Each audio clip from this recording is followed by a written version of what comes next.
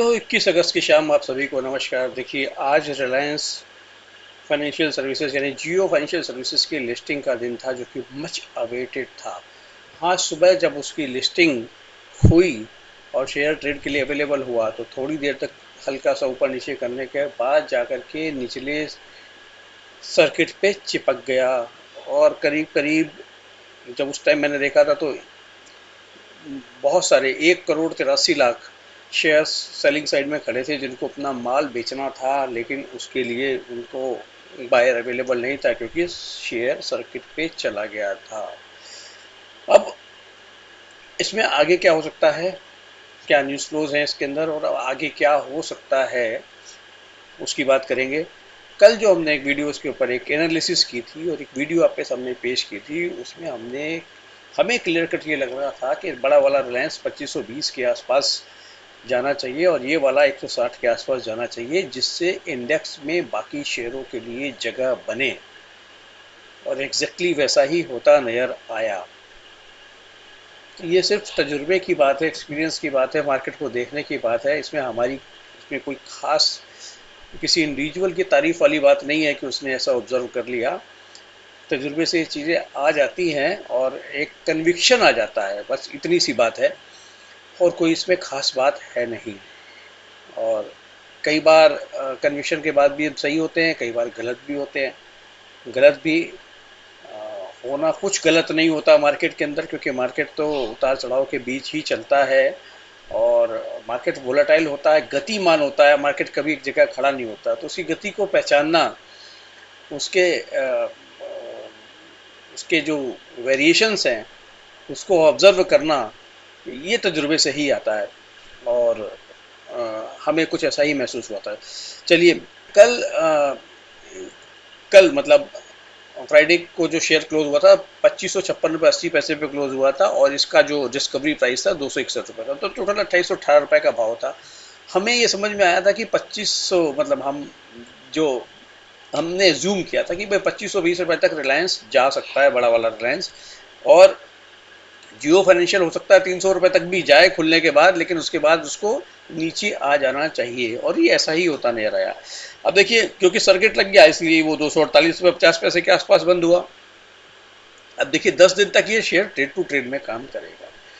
तो trade to trade में काम करने का मतलब ये है कि 5-5% के सर्किट पे ही काम करेगा। आज अगर आप देखें, तो इसकी अगर डेप्थ चेक करें, काफ़ी बड़ी क्वांटिटी सेल होने के लिए खड़ी थी। तो अब होगा क्या कि अगर ये 10 दिन तक रोज लोअर सर्किट लगाता रहेगा ना, तो 156 रुपये का भाव इसका आ जाएगा। मेरे को लगता है वही भाव इसका आना चाहिए। तो दोनों का कंबाइंड भाव 2680 हो जाएगा। यानी कि टोटल रिलायंस वहां से अपने कल वाले प्राइस से, कल की क्लोजिंग प्राइस से 5%, करीब 4.92% नीचे होगा, इसकी संभावना बनती है। तो आपको अपनी स्ट्रेटजी उसी हिसाब से बनानी है, क्योंकि जो बड़ा वाला रिलायंस है ये तो शायद ज़्यादा ना गिरे, हो सकता है 10-20 रुपये और गिर जाए यहाँ से। लेकिन अगर ये कंटिन्यूस गिरता रहेगा, तो ये वहीं आ जाएगा जहाँ हमने समझा था। 2680 रुपये, क्या 2680 आ जाए, 70 आ जाए, 2700 आ जाए, 10-20 रुपये इधर उधर हो सकता है, वो कोई बड़ी बात नहीं है। लेकिन ऐसा होने की बहुत प्रबल संभावना बनती है। अच्छा, चलिए, ये तो बात हो गई रिलायंस की। लेकिन अब अगर ये गिरावट आती है, तो इसका असर बाकी इंडेक्स पे कैसे होगा, ये भी देखिए समझना बहुत ज़रूरी होता है।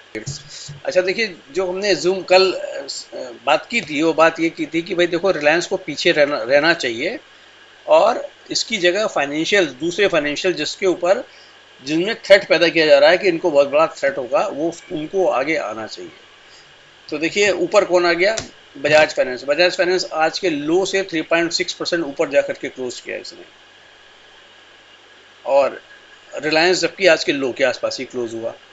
भारतीय एयरटेल आज के लो से 2.1% ऊपर जाकर के क्लोज हुआ। आईटीसी 1.5% आकर के क्लोज हुआ। हमने बात की थी इन्फोसिस, एक्सिस बैंक और टीसीएस की भी, एलएनटी की भी। तो इन्फोसिस भी ऊपर आ गया 1.3%, एक्सिस बैंक 0.9% ऊपर आ गया आज के लो से, एलएनटी 1.5% ऊपर आ गया, टीसीएस 0.9% ऊपर आ गया, टाइटन 0.9% ऊपर आ गया, 1% एशियन पेंट आ गया। तो इस तरीके से जो दूसरे हैवी वेट्स हैं, उनको एक रूम मिला आज इंडेक्स में परफॉर्म करने का। इसकी हालांकि 83 पॉइंट ऊपर चढ़ के बंद हुआ निफ्टी, लेकिन इसकी ब्रेथ अच्छी थी। 39 शेयर चढ़ के बंद हुए थे और 12 शेयर गिर के बंद हुए थे।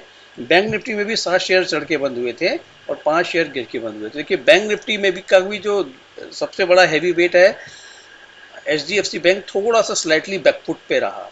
तो आज इंडेक्स के अंदर जो दूसरे हैवी वेट्स हैं उनको चलने का मौका मिला और ओवरऑल मार्केट की ब्रेथ भी आप देखें तो बहुत ही शानदार थी। F&O में 161 शेयर चढ़ के बंद हुए और केवल 28 शेयर गिर के बंद हुए।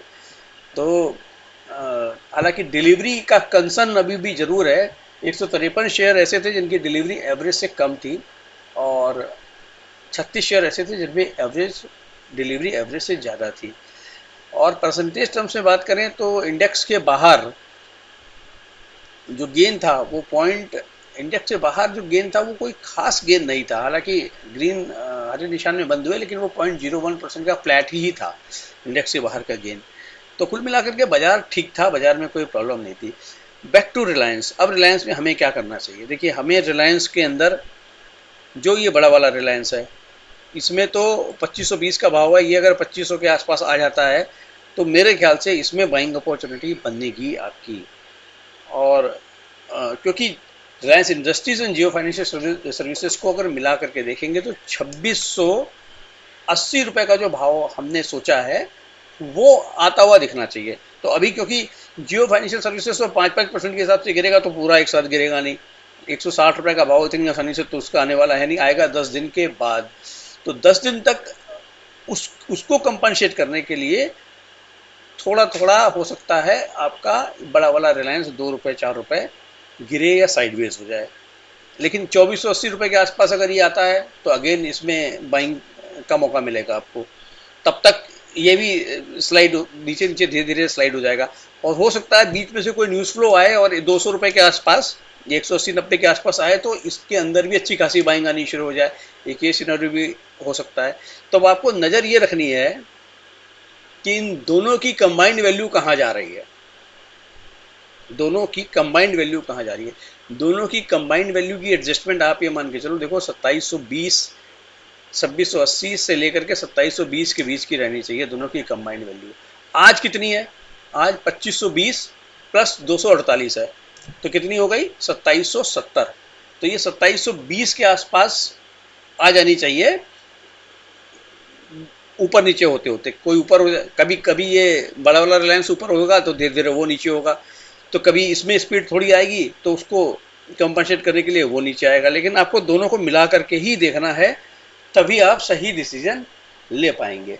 उम्मीद करता हूँ मैं अपनी बात सही प्रकार से आपको कह पाया कि क्या इसमें लाइन ऑफ एक्शन होना चाहिए आने वाले टाइम में। डिसीजन आपका है, काम आपको करना है, अपने रिस्क और रिस्पॉन्सिबिलिटी पे करना है। हमारी एक ऑब्जर्वेशन थी जो हमने शेयर की। ऑब्जर्वेशंस कई बार सही भी होती हैं, कई बार गलत भी होती हैं, तो उन सब चीज़ों को आपको ध्यान में रखना है। Thank you very much for watching this video.